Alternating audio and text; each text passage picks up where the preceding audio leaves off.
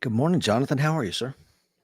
I'm well, thank you, Rich. Really nice to see you again after a while. Yeah, it's been too long. I think this is round three for us. Is that correct? Yep, Good, good, good.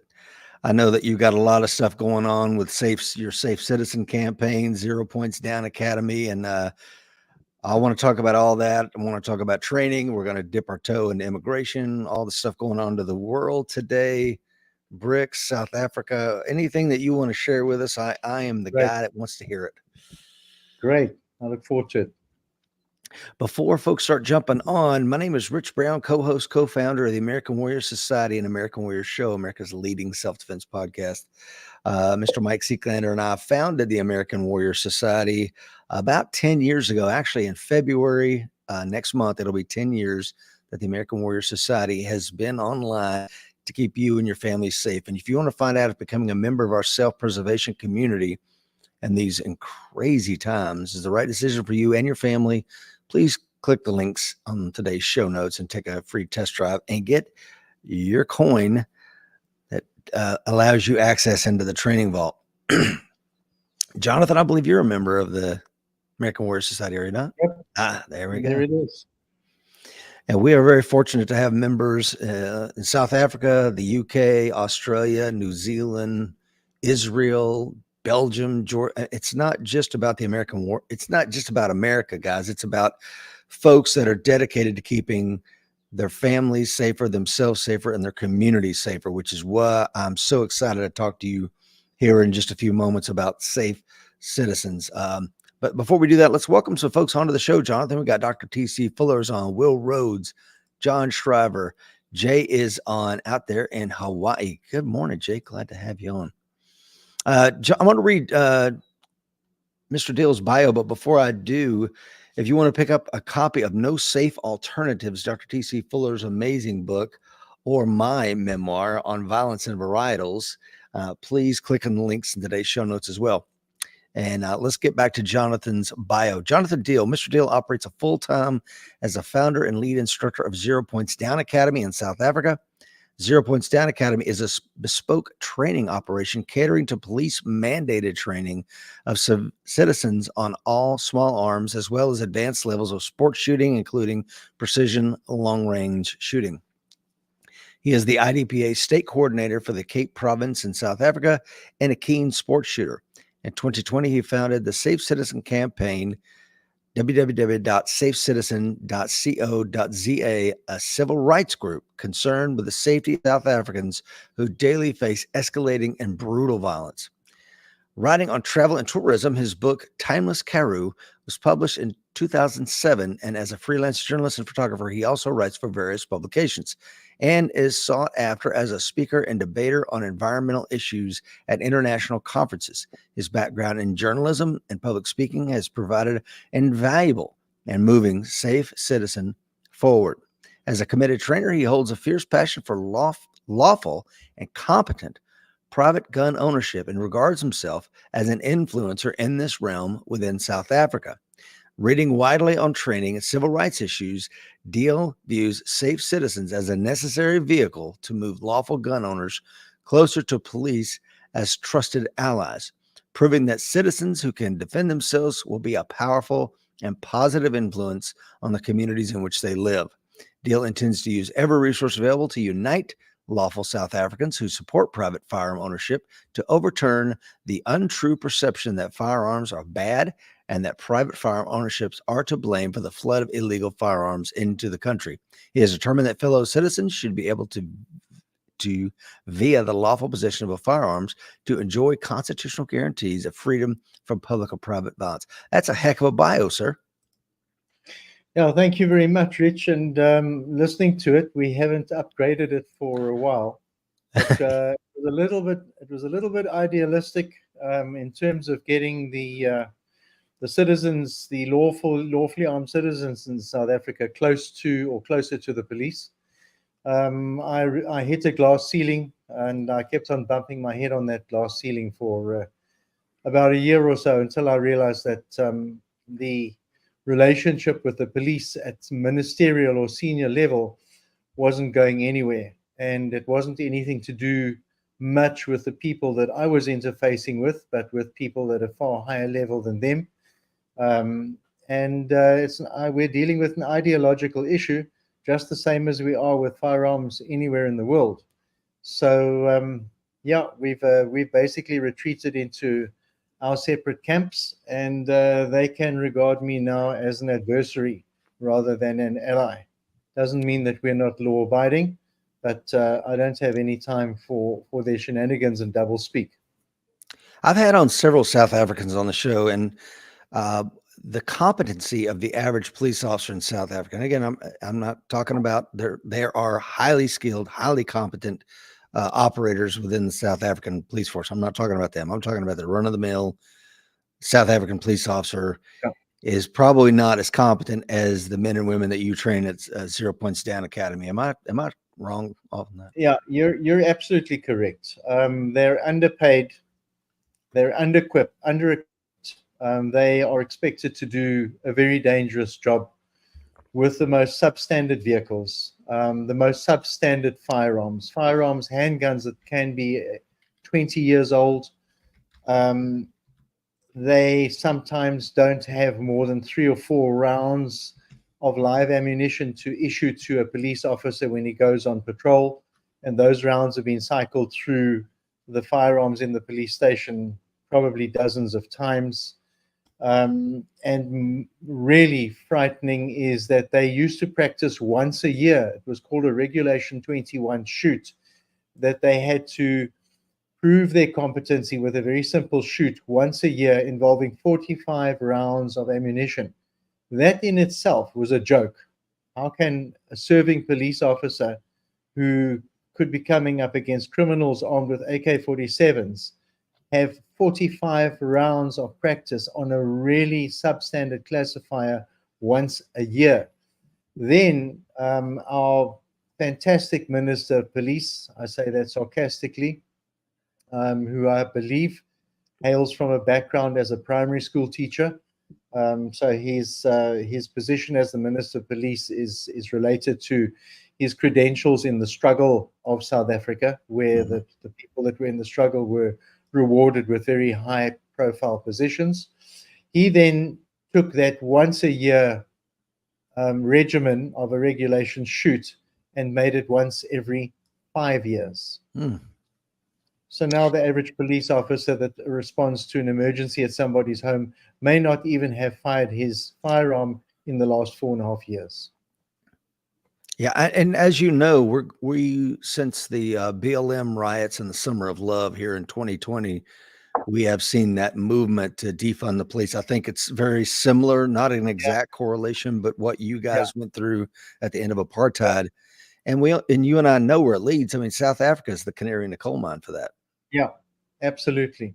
So that brings me to a little bit about the US, and I'm absolutely been fascinated to ask you these questions. And I want to just run through 4 or 5 things that I'd like to cover, and then dive into the first one. So I'll just give you an outline of what I think we could chat about, but we'll see where it goes. The first one is, what is going on in the United States, the borders and the cities. I'd like to talk about or ask about the rule of law in the United States, what's happening there. Maybe touch on the anti-gun woke ideology that seems to be sweeping a lot of the country. And I'd like to maybe end off our chat by taking a bit of journalistic license and restating a very, very powerful action that was released in the United States in the 1800s. I think that would be something that, we in South Africa, we don't have the Second Amendment. We don't have the Declaration of Independence. And those two works leave no doubt, what the founding fathers actually intended in the United States. Anyway, so let's get into what is going on in the United States. I've visited the United States many times. I absolutely love the country, and I was absolutely always in awe of the professionalism of the armed forces, which is still, I think, there. certainly from my perspective. But what I'm seeing is a complete breakdown, or an apparent breakdown, of law and order. People just streaming across your borders, people running into shopping centers and shops and just helping themselves to looting stuff wholesale, and the public just standing there watching them. Videos of people driving in San Francisco in a car, stopping every couple of cars, jumping out, smashing car windows, grabbing what they want, driving another 50 yards and carrying on, and nobody is doing anything. And when I lived and worked in America in the 80s, nobody would even have dreamt of doing anything like that, and you would have been locked up in 2 minutes. So what's going on there in the United States? That's a great question. And for those that don't know, if you Google Jonathan Deal's name, one of the photographs that will pop up is a picture of him in the Oval Office shaking hands with Obama. So Jonathan is an incredible man, and we're lucky to have him on the show. So I've never been in the Oval Office, you have. But yeah, so what's going on in America? You know our country as well as anybody living abroad, Jonathan. And I think that the politically motivated left has done has eroded a lot of the traditional values here in our country, and that you don't have to be a conservative to see that. Like you said, the other countries are witnessing it as well. Now, of course, where I live in a very rural part of a very rural county and a very rural state and a very rural part of the United States. So here we don't see that kind of stuff. However, my son is a research scientist for the United States government. And one of the laboratories that he has to go to is Lawrence Livermore in Oakland. And he flew out there recently. And before they would let him leave the airport with his rental car, 2 or 3 guys was like, look, here's what you're going to do. Stay off this road, stay off that road, go here, don't stop. If anybody bumps you, just keep driving. And they gave him all these security precautions. And Grant was like, holy cow. And of course, he can't carry he has a lifetime license here in the state of Tennessee to carry a concealed firearm. That doesn't mean squat in California, as you know, Jonathan. Yep. You and I have talked about that. That's completely anathema to the way it should be, but it is. And when he finally drove out of there, they told him, "Welcome to Gotham City." And it's insane. Yeah. I think politically motivated prosecutors have a lot to do with it, and the left changing the laws. Well, if you steal under $1,000, it's not really considered theft, and it has a couple of consequences. Then I'll throw it back to you as far as your thoughts on this. When you change the law like that, what the consequences is, the cops are not gonna. I'm not gonna go write a report on it. Why would I? You're not going to do anything with it.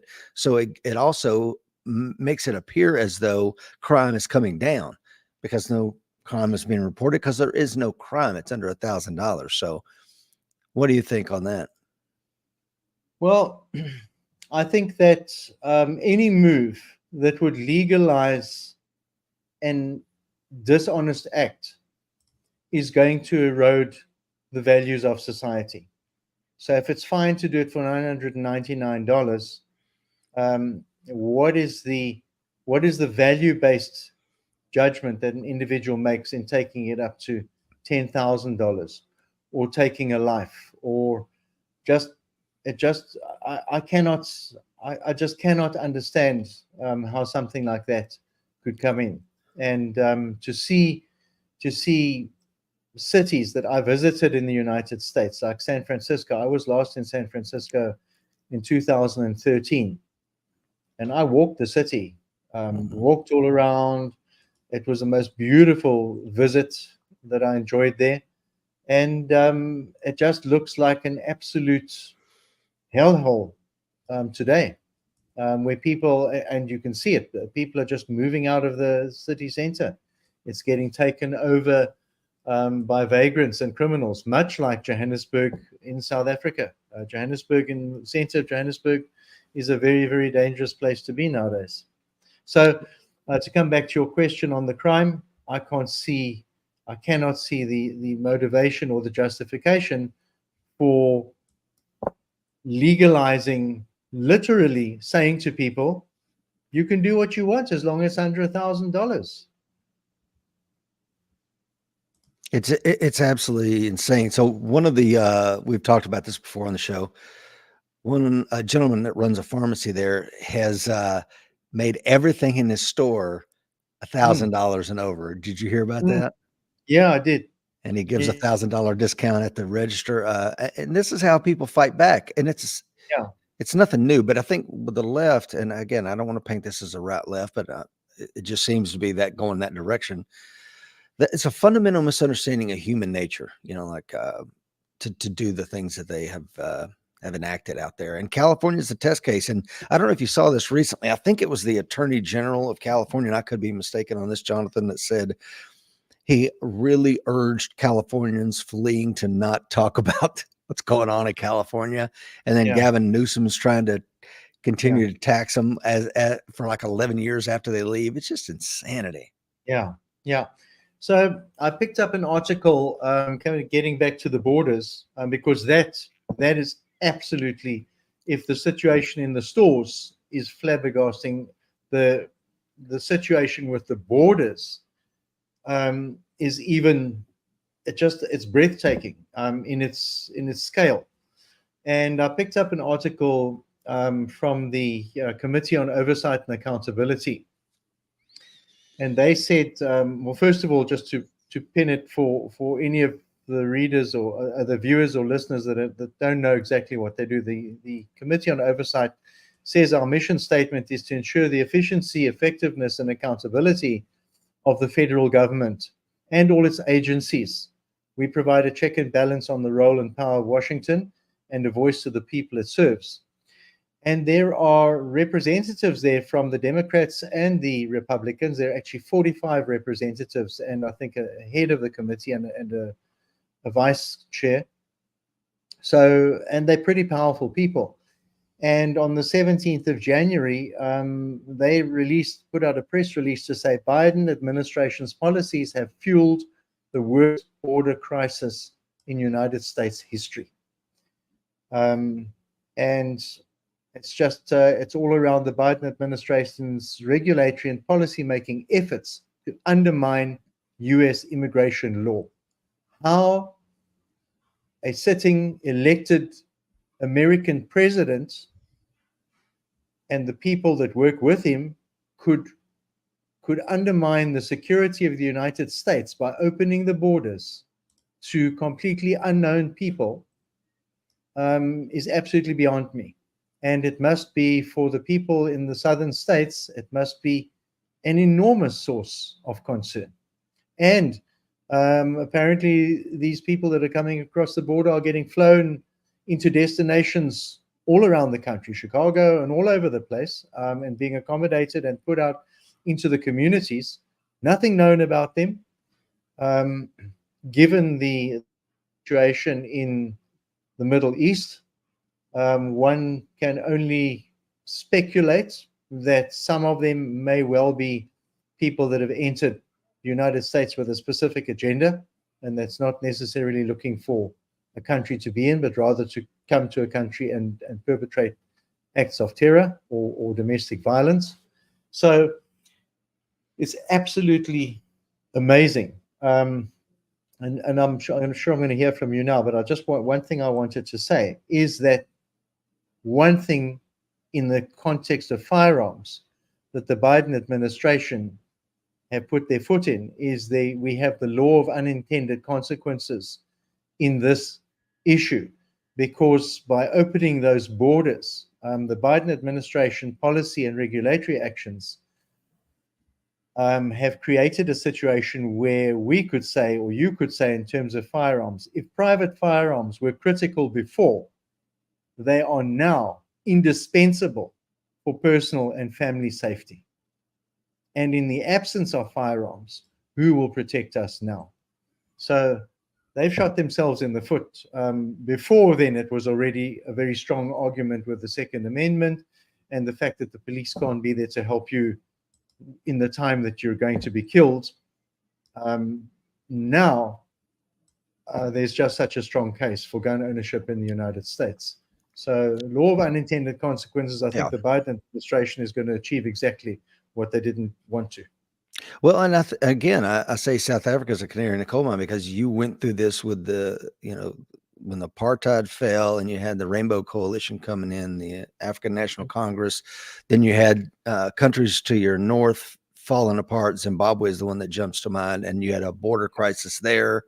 Um, how did you guys deal with it? Is South Africa a good test case for handling those border problems? Well, we're still dealing with it, and are working with a government that is completely inept, completely corrupt, completely useless. We also, in the border between Zimbabwe and South Africa, our border management agency also stands and watches the people coming across.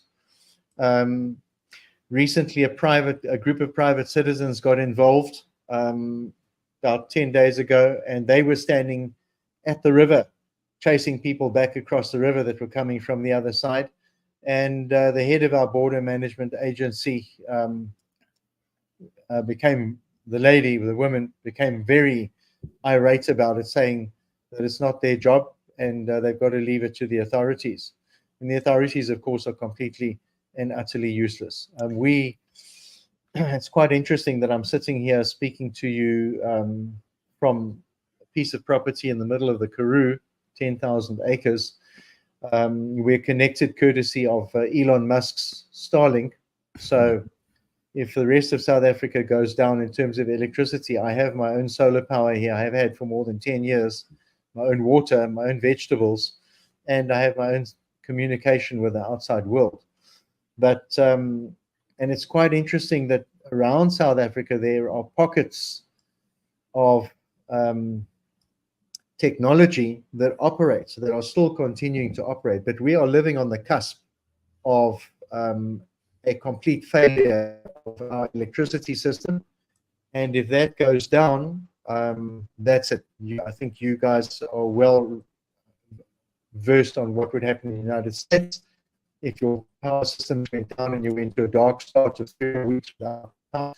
No water, no fuel, no money, no communications, no food. And we would have the same thing here, except that we have upwards of 40 or 50 million people who are already on a daily basis living from hand to mouth. They're hungry. They don't even have 2 days of food or 3 days of food in their house. So that situation would be significant. I want to touch on Michael's comment here and get your thoughts on it. He starts with Davos and the World Economic Forum and money going to prosecutors and legislators who erode laws and law enforcement, and add to that a media that supports the victim narrative that allows any one individual to level the playing field. What do you think about that, Jonathan? Yeah, I think that he's absolutely right. It is a pet discussion of mine. Klaus Schwab, in my view, is probably the single most powerful person in the world. Sure, Joe Biden in his goldfish bowl in the United States, or any other, Putin, for instance, are very powerful in their own countries. But Schwab, internationally, is probably the most powerful and dangerous person in the world.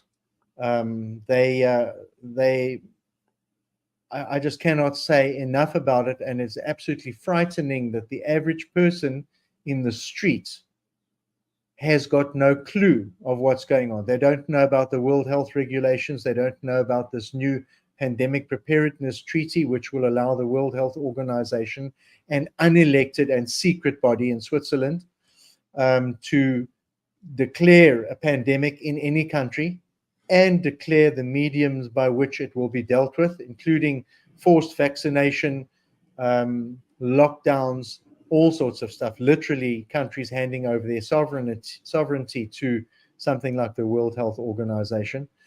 And it just needs to be resisted as much as possible. That's in the whole spectre of South Africa.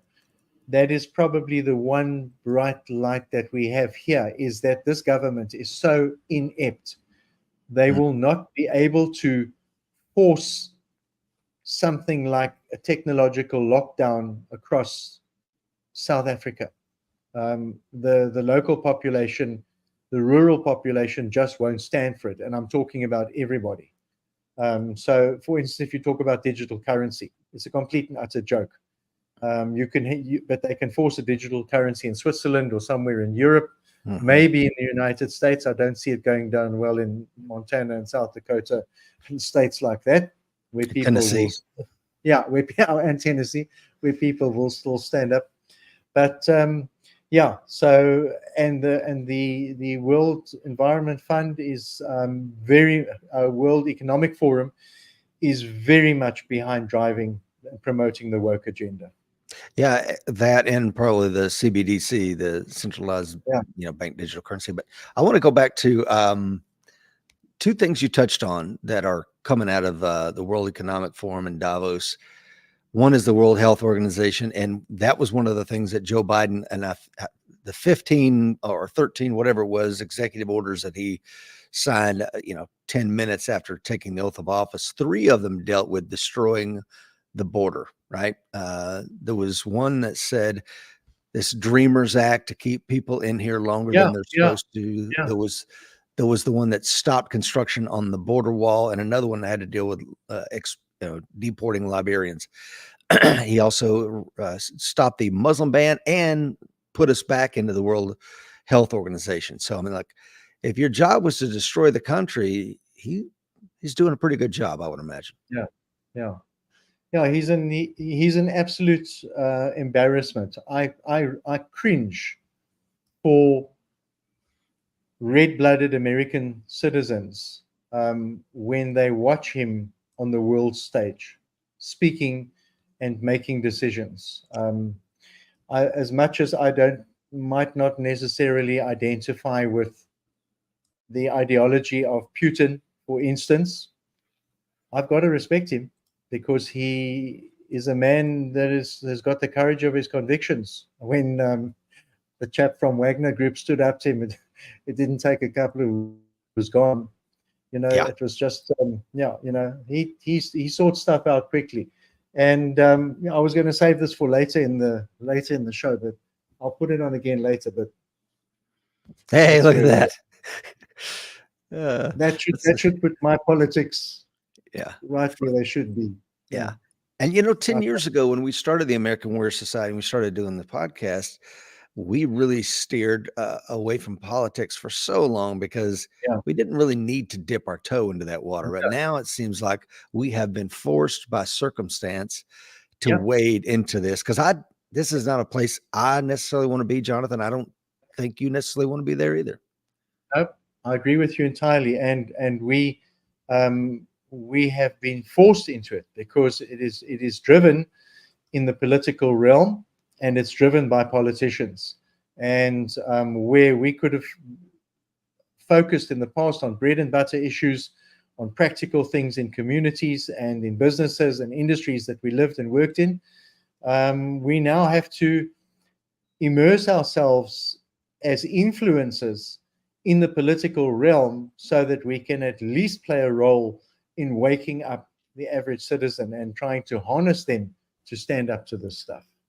And that leads into something else that I wanted to talk about as well, was the media and the role that they play in pushing this woke agenda, and specifically the anti-gun agenda.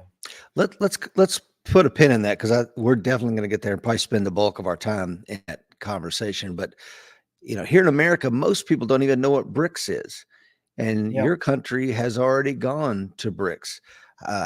How do you view that as as a South African? Cyril Ramaphosa, he's still the president, right? Yeah. Him cozying up to China and getting in bed with the Chinese. I think that it's enormously dangerous. They sign agreements. They commit South Africa to long-standing or long-term agreements with China for a pittance. And they're handing over control, of our ports and our facilities, and borrowing money from China and pledging state assets for that. So one of the things that concerns me, and I don't think is anything that I need to be secretive about, is that if there were ever a civil war in South Africa and the population stood up, and I can tell you something now, that it's not just a simple matter of saying it will be different race groups against each other, because there are a lot of people here from different race groups who will stand together against a tyranny. Um, if there were ever a civil war, I firmly believe, and this is a view of many political and defense commentators around the world and in South Africa, that the South African military and the South African police would be unable to deal with it. They don't have the will, they don't have the equipment, they don't have the feet on the ground to deal with it. The thing that concerns me, given China's investment in Africa and in South Africa, is it would be a simple matter for Ramaphosa to push the button and say to China, please come and help us to come and quell this. And then we will be in trouble, because they are trained and they are motivated and they are efficient and they are disciplined and they can fight. So that would be a concern for me. And I'm not one of those people, and I'm sure, and I know for a fact about American Warrior Society and the leadership of it, that neither are you guys, that would ever look at welcoming the specter of a civil war. The only people that do that are people that have not been involved in wars or combat before themselves, and that think that it will be exciting, and they don't realize that a lot of people will die on both sides. So, but yeah, that's a worry for me. Yeah, and it should be. And I think that China has a lot at stake in South Africa. I mean, Yeah, and the rand, your currency is in a downward slide, has been yeah, for quite some time now. And I don't know if Ramaphosa and his government thinks that by cozying up to the BRICS nations, that because BRICS probably will in the next 5 years have its own currency. Would replace the rand, I would imagine, and it might do some things good for you, but at what cost? yeah, Like you said, you're already leveraging your ports now. That may be, and then of course you see what's happened with the shipping lanes and the Suez and the yeah, Red yeah, Sea. There are a yeah, lot. I would say probably there's been at least a 2 or 3 orders of magnitude increase on the ships heading around the Cape yeah, Horn there. yeah, yeah. So that's economically, that's very good for South Africa. Hmm. Unfortunately, our Department of International Relations and Cooperation appears to only open their mouth to change feet. They rushed into the Russia-Ukraine issue. They rushed into the Israeli-Palestinian issue. They are completely and utterly unqualified to comment on international politics. They can't even sort out the most rudimentary issues in South Africa. They can't even run the state of their own country. And there we have a headline: Ramaphosa speaking to Putin about Ukraine. Really? Really? The president of a little country, Africa, who can't manage anything, is going to dictate to the Russian president or to the Israelis and the Palestinians what should be happening in the Middle East. And they haven't made friends for us with the United States. We had this whole debacle with a Russian ship that was spotted by people in Simonstown, in our docks, our military harbor in Simonstown, offloading stuff under cover of night, a Russian ship, and nobody's still got to the bottom of that, what was offloaded and loaded onto the ship.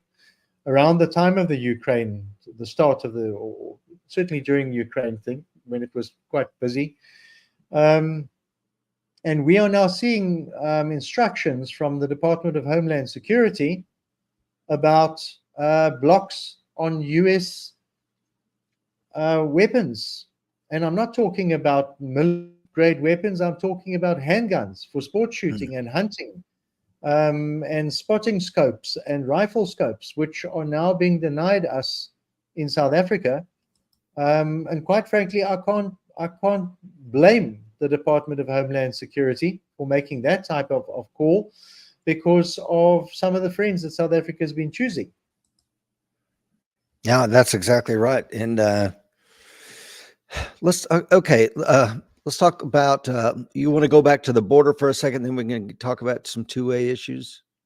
Yeah, I think that I just I think what I've seen of late, and I really hope that the governor in Texas is going to stick to his guns, and that the states, the southern states that are starting to support him, in fact, a lot of the states in the US are standing up and 25 saying, states as of this morning. 25 states, Yep. fantastic.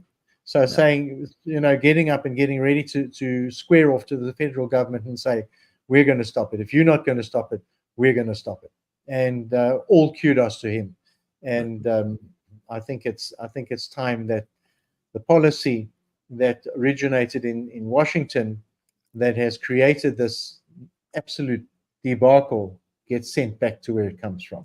Well, and that's I remember these left cities, whether it's Chicago, New York, of course, California.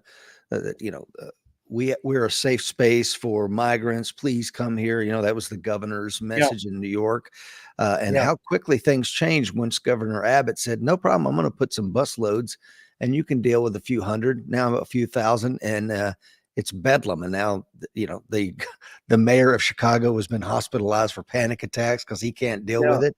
How do you think Texans feel? And I don't understand, unless there's some agenda that is outside of my purview, what in the world does the federal government have to gain by cutting the razor wire at Eagle Pass and allowing hundreds and hundreds of thousands? We're talking about 412,000 in 1 month. That would have been a record-breaking year. This is 1 month on the border. And one final thing on this, it's not hungry and tired Venezuelans and Guatemalans and Mexicans coming. It's tens of thousands of Uzbekistanians and other countries that want to do us harm. And the federal government here in my country wants to cut the razor wire and let them in. Jonathan, help me make sense of that. Yeah. Well, I think that if Texas can manage it with the support of the other states and they can start locking down the borders again, it'll be great. And of course, there's one person that's really going to put a stop to it very quickly, and that's Donald Trump. Mm-hmm. Yeah, and it's all this administration has proven is how right a lot of his the 45th president's policies were. Isn't that insane? Yeah. And of course, they'll never say he was right, but it's like I told you so. And the chickens are coming home to roost. But let's talk about. Can I ask you? Do you think he's the next president again? I sure hope so. But I got some theories on that. I'm gonna get to in just a second. Look who is on. Phil Strader is on. So it shouldn't be a surprise that many liberals are pushing to allow illegal aliens to vote in U.S. elections. Shocker. Good morning, Phil. Glad to have you on. Dr. Fuller says, so as a thought experiment, what happens when the president activates and nationalizes the Texas National Guard? Let's talk about that for just a second, because Dr. Fuller, and you may know more than I do, as I understand it, Governor Abbott has to sign off on federalization. I could be wrong about that, but if that is the case, he could put a stop to that without signing that document. So that could be a non-starter. Yeah, I picked up that, Rich, on an article this morning that President Biden can make any orders he wants in that connection, but if it doesn't get countersigned by the governor of Texas, it's not going to fly. Yeah. So my point is, as a student of American history here, we're ramping up for, to use your word earlier, a civil war. And I do see some predictive programming going on here in America, whether it's the Netflix movie Leave the World Behind, financed by the Obamas, by the way, as well as the A24 movie coming out, I believe, in March, called Civil War. And it's about another civil war. We haven't had states take a presidential candidate off the ballot since Lincoln was taken off of the southern states. We haven't seen this level of a showdown where you have one state saying, hey, feds, get out of the way. And oh, by the way, we're not going to comply with the Supreme Court since we fired on Fort Sumter starting the American Civil War. So, and right now I see no one pumping the brakes. I see no off ramp to this rhetoric. What do you think, sir? Yeah, I'm going to possibly run out of steam on some points on the situation in the US. I try to keep abreast of it as much as possible, but I think that the removal of President Trump from the ballots it's just gobsmacking, and that they actually think that they can succeed with that. I think that the people in those states, I think they said that they could. There's a mechanism where they can just go straight to a caucus if they are denied the opportunity to vote at the ballot. They can just take a caucus in their state. So, with a lot of these things, it's going to be up to the people. But I think that the Biden administration, as I said, in the law of unintended consequences, that's worked for firearm owners, and it's going to work against them, work against the Democrats, because of the negative effects that are going to be felt around America with these vast numbers of illegal immigrants. And I think that's really going to make things a lot easier for the Republicans. And I think that Trump will be a shoo-in. They can take him off ballots if they want to. I don't think they're going to keep him out of the presidency. Here's what concerns me, since I think we now need to talk about this upcoming election. I think there was some chicanery going on in the 2020 election. Yep. I don't know how far I want to say my true feelings and thoughts on that. I won't go as far as to say it was completely stolen, but all you have to do is tip the balance in a few places where the electorals fall on one side or the other. It only has to be a few counties that are perhaps vulnerable to a cyber attack to throw in a couple 100,000 votes, and then suddenly those 30 electorals go one way. So I'm concerned about that. Here's what I would say. If you have every indication and every poll leading up to November the 5th election showing a resounding victory for President Trump, then you have exit poll data showing the same thing, and then on election night, oh, look what happened at 12:01, things tipped, and Biden and Kamala Harris stay in office. That might tear the country in half, because then it would be blatant that, oh, the election has been stolen, and it was probably stolen in 2020. Yep. Yeah. So how that would turn out and how it would spin out, I don't know. But if I was living in America, and your demographics are very different to ours, I think that I would be counted on the side that would do something as having had enough. Yeah, and that's the thing, right? Because like you said, South Africa does not have a Second Amendment. We do, and it isn't for sport shooting. It isn't for hunting. It's as a check against tyranny. Yeah. So I think, Rich, maybe we can talk about something I wanted to around the media. Media is always a hot topic, or the elephant in the room when it comes to anti-gun ideology and firearms policy. And one of the lessons that I've learned since we last spoke is that I always used to go down the rabbit hole of getting into debates with anti-gunners based on statistics. So they would say there are more people killed by guns than by automobile accidents, or they'd use some other type of metric, and I would go down the rabbit hole of debating statistics with them. The bottom line is that you cannot debate an ideology with statistics. The people that are pushing the ideology are completely disinterested in your statistics. They will pretend to engage around the statistics, but actually their ideology is no guns, never ever, ban everything, nobody should own guns. And I think that's a caveat for gun owners in the United States and for organizations that are doing excellent work in the US at countering the anti-gun message. And there are many of them. I mean, there are just very few, just to name two or three. Obviously, the National Rifle Association, Gun Owners Association of California, the National Shooting Sports Foundation. We can talk a little bit just now about some really good successes they are having. And I think that if one were to focus on um, beating the anti-gun lobby, you've got to stay away from statistics and you've got to get down to practical bread and butter issues. And to give you an example, I recently had a very useful interaction with an organization in South Africa called Gun Free South Africa. And the young lady that represents them made a bold statement. She said, guns, it was part of a sentence, guns are designed to kill. And I grabbed it and I pulled it out of there and I said, no, guns are not designed to kill. Guns are designed to protect. Uh-huh. And this is who they protect. They protect President Ramaphosa, and they protect all the ministers, and they protect the rock stars, and they protect our national key points, and they protect our borders, and they protect our game reserves, and they protect our ports. And when all of those people can be protected other than using a gun, let us know. When everything is going to be, when President Biden is prepared to trade in the firearms of the US Secret Service detail for batons, let us know. Maybe there's a conversation to be had around there. Until that time, the difference between your 911 call and my pistol is about 10 minutes. Mm-hmm. You're still waiting for a gun to come and save you.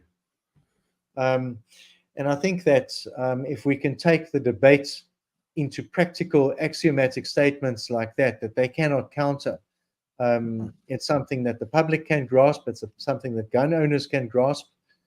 And even people who don't like guns have to concede that if their neighbors on either side are armed, they are by default that much safer.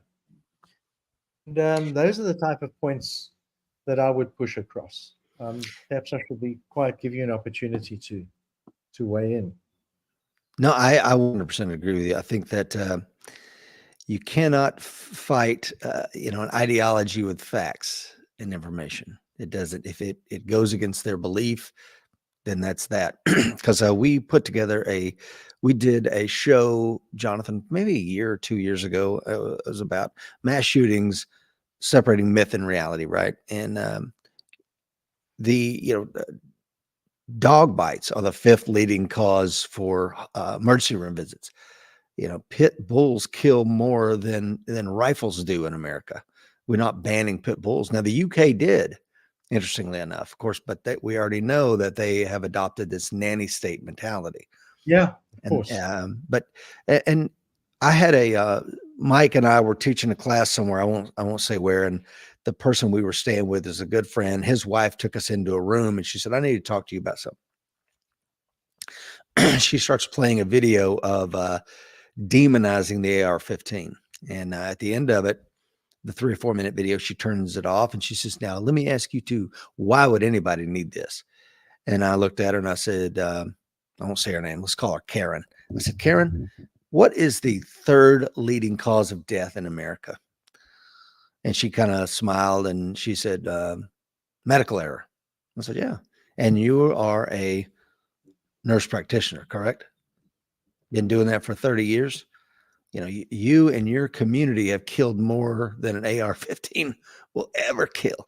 But nobody's suggesting we ban you or the surgeons that you work with or anything of that nature. So it's one of those things. Then I say, she goes, well, I'm not saying that you and Mike shouldn't have one. I said, what about, well, why is that? Well, you're trained, you're both in the military, you're both cops and this and that. I said, okay, what about your husband? He was in neither, but yet he owned one. Well, he can have one too. I'm like, well, who's the arbiter of who can and cannot have one? Yeah. So, I mean, and it just kind of having these conversations with people is very difficult. And one final thing, when people say, guns are designed to kill people, I don't even take the position that they're designed to protect. I just say they're designed to fire a projectile along a trajectory. Now, if you intersect with that projectile on its trajectory, you could be harmed or killed. Anybody could. We've taken that ability as humans. One of the few things that we have as a human being that we can do that other animals cannot is that we can kill something from afar. I mean, when you look at humans have language and we have art. Okay, well, great. we do have that. You could make the case that some other animals have those things, but they cannot kill anything from afar with the way we have, and we have done for hundreds of thousands of years. The AR-15 is just the latest extension of our ability to do the most basic thing. Yeah. But I do agree with you that it is our, and I like the way our Second Amendment's written. It's an unalienable, God-given right for a human being to arm themselves. Mm. And having just come back from the UK, you know, when you get off and I'm sure you've been there many times, when you get off the airplane, there's a giant sign that says, if you have any of these offensive weapons, and there's a long line of lists and pictures. And I'm like, offensive weapons? What are you talking about? A weapon it is not offensive or defensive. It is just a morally ambiguous instrument with which I or you enact our will, right? Yeah. Yeah. Yeah. That's a very good point. So I wanted to touch on also just talking about some of the things that's happening in the US around the countering the anti-gun lobby. Is that the NSSF, National Shooting Sports Foundation, has done some really good work in an area that is not typically where one would find pro-gun people. And you will obviously know that they managed to bring this FIND Act um, into fruition, starting off in Texas, in fact, the Firearms Industry Non-Discrimination Act. And let's have a look and see what Brian Schuler says. Yeah. Yeah, He came Brian up. says, let's see here. Having worked along the Texas-Mexico border during the 1970s, 80s, cartels were not a major issue, and most border crossings were cooperative between Texas and Mexico to our mutual benefit. Today, when I occasionally do business in an area, not only am I armed, but my clients provide a car, driver, and security personnel. We have strong leadership in Governor Abbott and much of our Texas legislature. However, that burden should not have been thrust upon the border states and their population. 100% Yeah, agree with that. absolutely.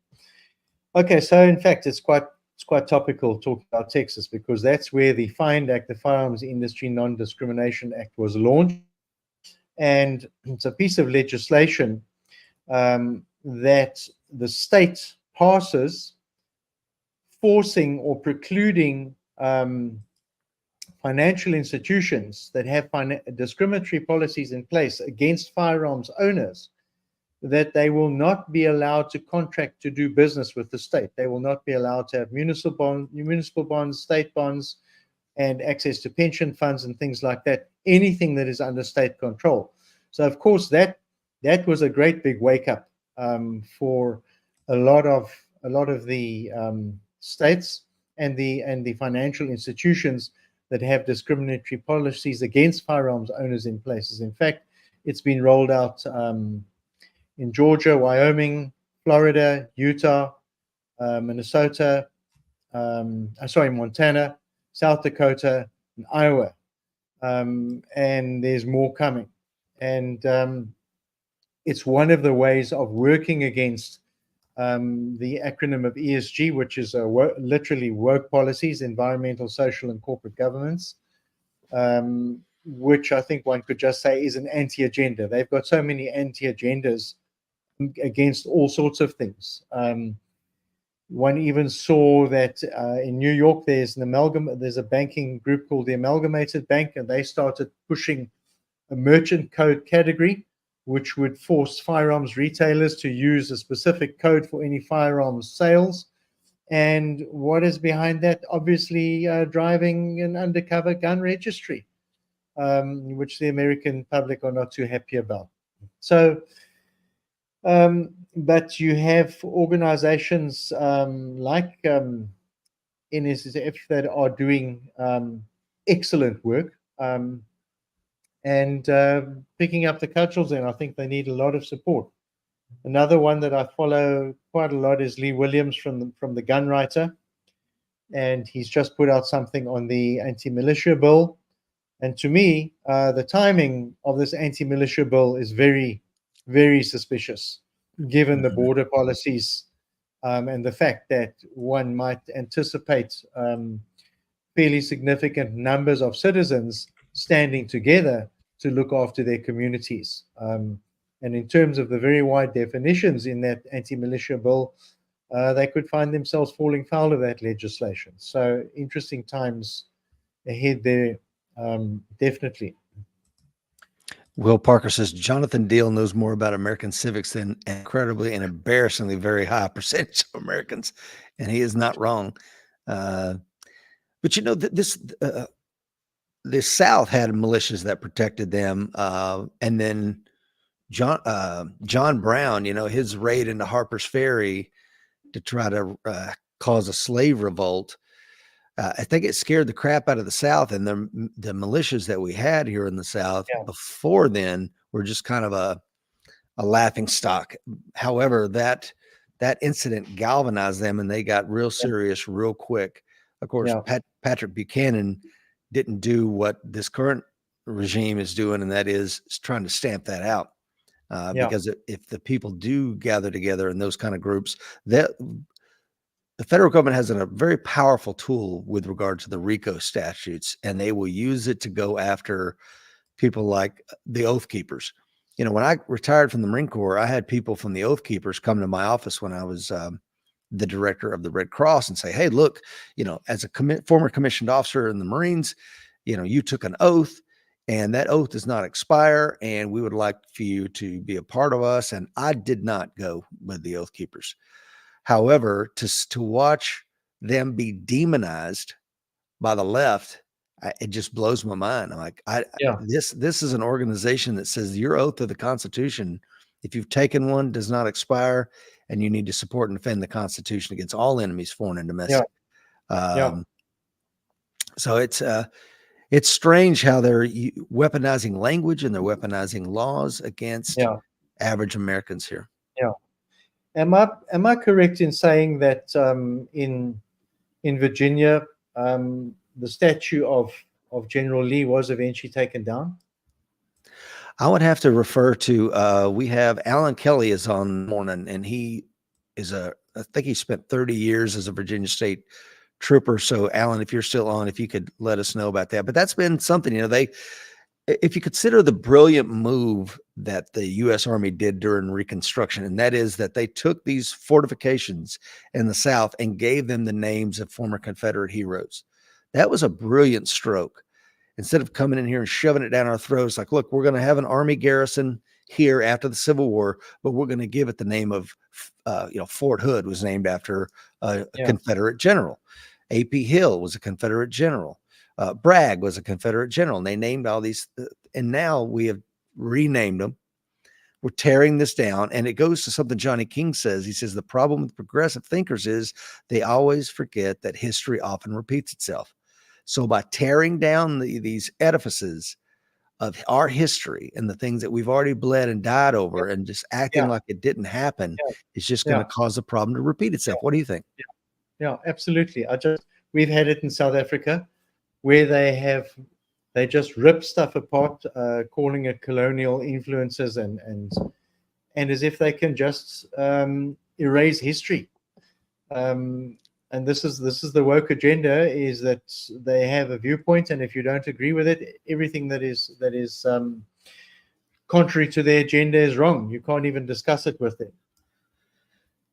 Well, Yeah, carry on. Sorry, Rich. No, I was just going to say, you know, we have EEO here, Equal Opportunity Office, at almost every organization above 50 employees has to have something of this nature, and in the military is no different. So one year, the Equal Opportunity Office for the Marine Corps came down. I've told this story on the show before, so those that have heard it, just bear with me for a second, because I still find it more than just ironic. But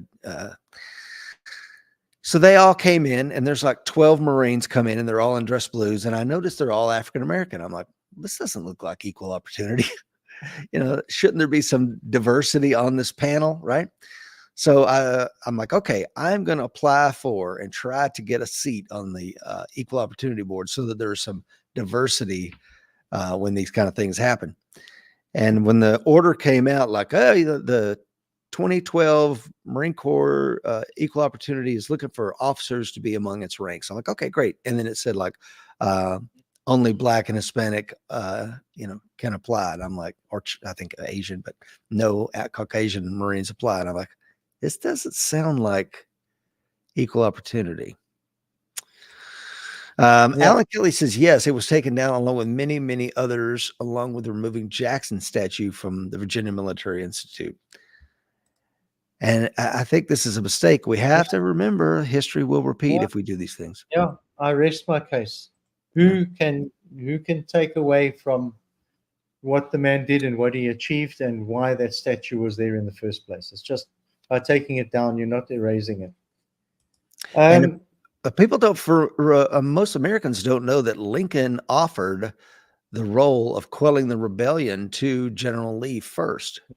He had the mayor of Washington, D.C., a guy named Blair, sit down with General Lee and say, hey, the president would like me to offer you the command of all the armies in quelling this rebellion. He said, I cannot raise my sword against my country, Virginia, because that's the way Americans thought about it. One of the things the writer Shelby Foote always said about our Civil War, and I agree with it, and I like it. He said, it changed the United States of America are to the United States of America is. Because we were a collection of states before that, but after the Civil War, we became a united country, e pluribus unum, from many one. And here we are fracturing and balkanizing again over a tyrannical administration. Yeah.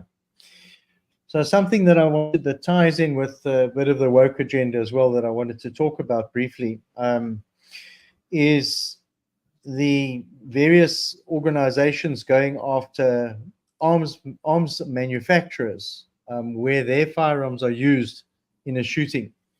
And it goes to the heart of the Protection of Lawful Commerce in Arms Act, and how they are trying to attack it and to still sue companies even though that act exists. I think it is Remington, if I'm not mistaken. I think it's Remington that's going out of business or closing facilities or whatever as a result of this type of misguided activity. And we know that so I'm sure everybody on the call or on the show today knows about these organizations, the woke organizations, going after arms manufacturers and saying your Remington shotgun or AR-15 or DPMS or whatever it is was used to in this shooting. Therefore, you need to pay the plaintiffs. You need to pay the people's families who lost their lives. So there was and one of the people at the Georgia State University College of Law is a professor called Timothy Litton, and he edited a book about gun industry lawsuits. And he wanted to illustrate a point on this. So he said, Litton contrasted attempts to hold gun companies accountable for violence with attempts to hold pharmaceutical companies accountable for a budding opioid epidemic. He says, as cities began suing gun makers, victims of opioid crisis were also filing lawsuits against major pharmaceutical companies over allegedly negligent distribution practices. We all know about the opioid epidemic in the United States. In both situations, the early plaintiffs generally did not succeed, Litton says. But fast forward 20 years, and the pharmaceutical industry has now taken responsibility for a nationwide public health problem that has to do with the criminal misuse of its products. He says that the same hasn't happened for the gun industry is largely attributable to the immunity that they secured from Congress in 2005. So here are my thoughts on that.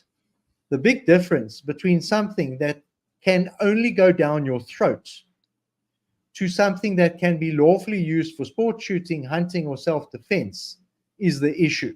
Okay, so if you want to go after pharmaceutical companies for the opioid epidemic and for concealing ingredients and constituents and the efficacy of those drugs from the users, that's one thing, because it only goes down people's throats. But to draw a parallel between that and a firearm, which can be used for sport shooting, hunting, or self-defense, or many other things, or not even used at all, just left in the cupboard, is nonsensical. And one could challenge the anti-gun, as I said this earlier, that when POTUS's Secret Service officers trade in their guns for batons, maybe there's a conversation to be had around guns. for private defense. I So that, yeah, 100% agree with you on that final. The yeah, final statement is always, yeah. When the president of the United States and his Secret Service detail are walking around unarmed, then we'll have yeah, a conversation about me handing in my firearms. Until that yeah, day comes, exactly. I'm Yeah. not interested in having a conversation about it. Now, Um, even in South Africa, where I don't have your rights, I've got Charlton Heston top of my mind. They can come and take it out of my cold dead hands. They're not getting it before then. Yeah, but you brought up something earlier, and I think it needs to be kind of unpacked a little bit, and that is that credit card companies are going to start labeling the Mm. sale of ammunition and firearms with a certain code. I mean, they do that already with most things that you buy or entertainment or what have you, and it makes coding them easier for me as a small business owner to kind of rack and stack and go, okay, well that the CPA needs that, don't need that, but once they do that, and then on top of that, centralized digital currency, to me, the door slams shut. It's Yeah, over because then they can just okay, you've already bought you've kind of like what Guile is on from the Philippines this morning. In the Philippines, correct me if I'm wrong, Guile, if you're still watching, you can only have so much ammunition at home and you can only buy so much ammunition per month or per year. Whether you're in the military, you might be have a little bit more, like 50 more rounds or something like that, something silly. But I think that's where it's going to be. I tried to go online and do another bulk order of 1,000 rounds of 115 grain 9mm, and it goes, oh, you've exceeded your limit. You can reorder in March of 2026. I'm like, whoa. that happened now to you in Tennessee. No. That's my fear. Yeah. Oh, okay. Yeah, Yeah. gosh. Yeah, okay. No, I can imagine. Because that's Yeah, where it's so going. I mean, that's yeah, where we're heading. yeah. So I don't know how much more time we've got, but there's I need 2 or 3 minutes when we shut off or before we shut off. So let me know. Absolutely. I've got all the time in the world for you, Jonathan.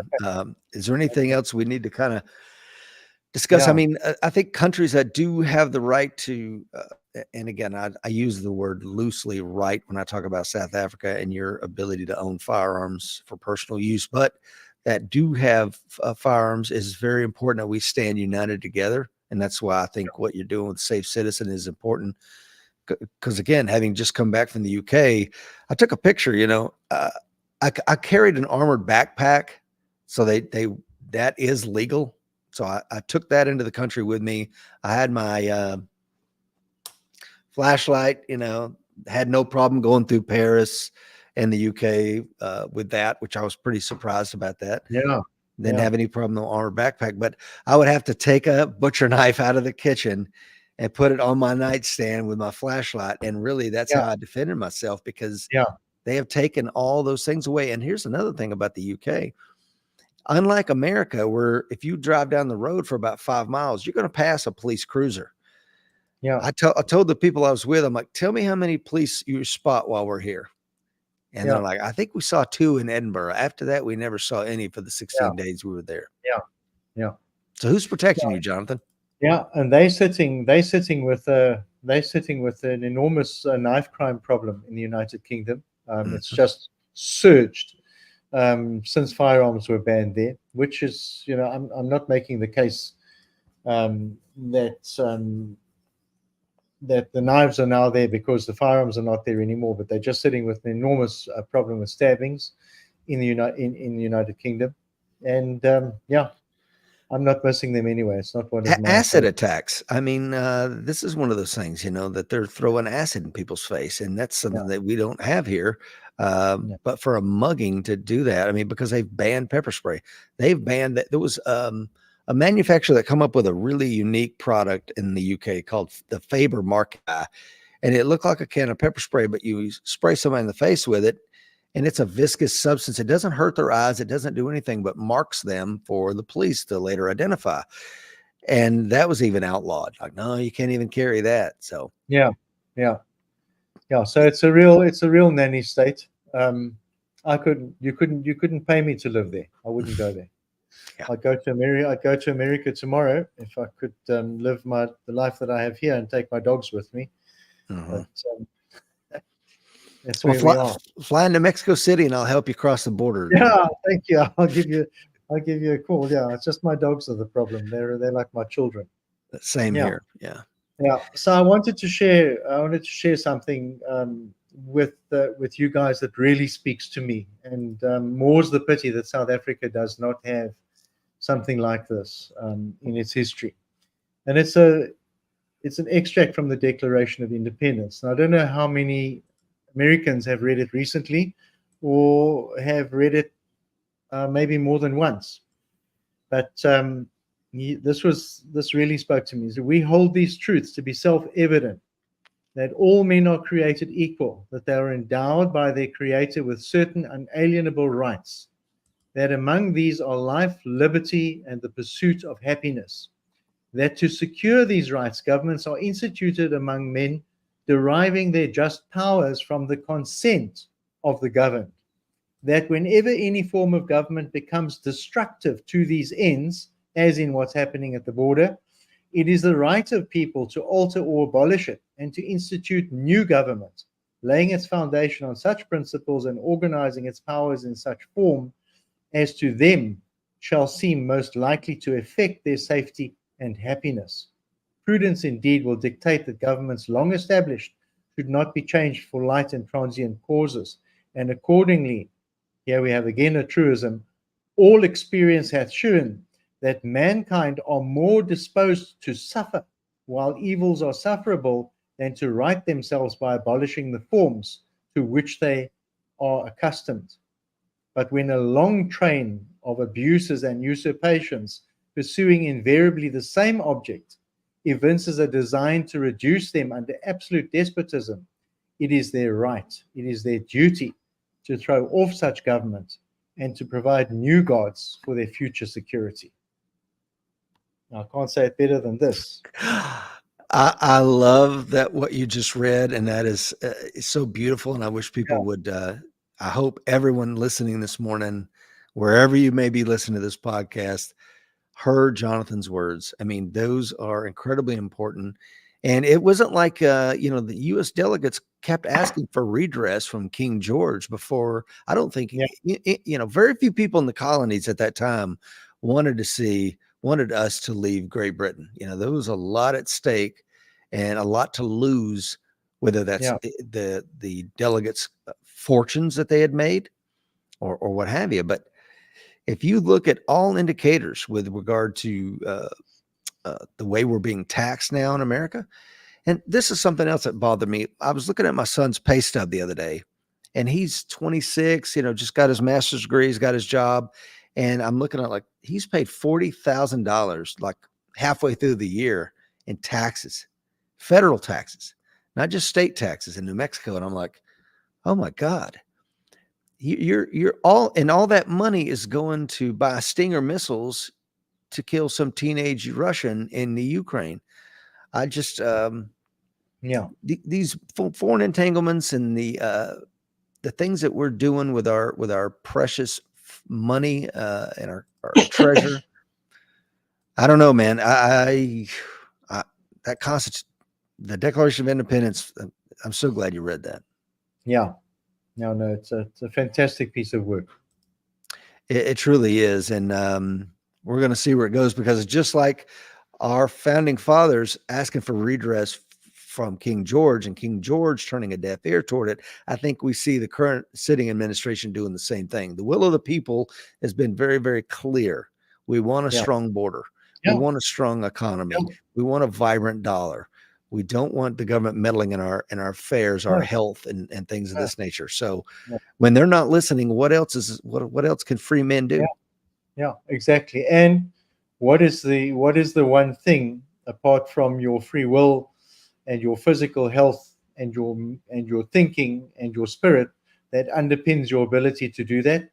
It's having access to a firearm, to be able to reach down and touch that thing and say, "I'm good for tonight." Amen. And that might be a perfect place to leave it, Jonathan. I think so too. Yeah. Guys and gals, thank you so much for watching. Jonathan and I today have a discussion that normally we're a self-defense show, but I think, like we said early at the very beginning of the show, I think men of goodwill, whether we're from the South Africa or the United States or Paraguay, it doesn't matter. free men need to have these conversations from time to time. And I thank you so much, Jonathan, for being on with me today. Thank you so much, Rich. It's been great to chat with you guys. As you know, I'm a disciple of the American Warrior Society and follow Mike's teachings and yours, and look forward to being on the show again. And hope that you guys get everything right in the US. You've got a lot of people rooting for you on this side of the Atlantic. Well, thank you so much, sir. And it's an honor, privilege, and you're welcome to come on anytime. I always look forward to this. And let's go ahead and book round 4 with you, Jonathan. Will do. Keep safe. All right, guys and gals out there, Warrior Nation, remember the fight is coming. Be ready.